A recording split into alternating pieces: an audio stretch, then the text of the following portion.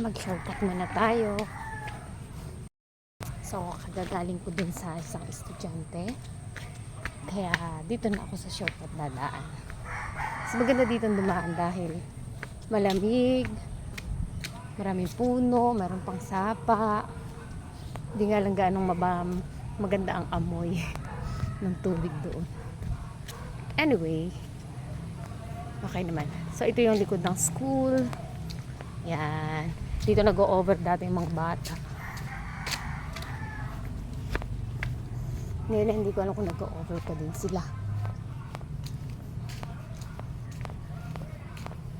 Ay, hindi pala yun.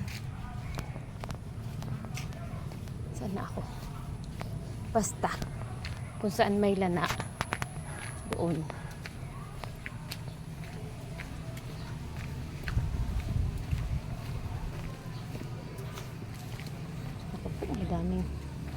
Daming pulasi.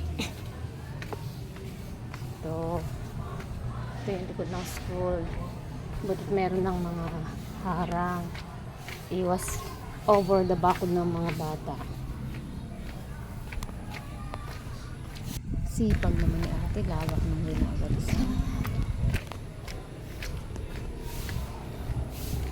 Uy, malapit na ako.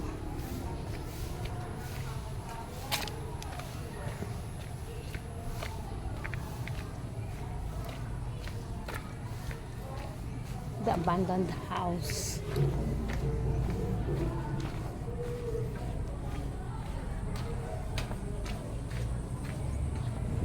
Bayan, natatanong ko na ang kalsada. Ang kalsada papunta dun sa gate ng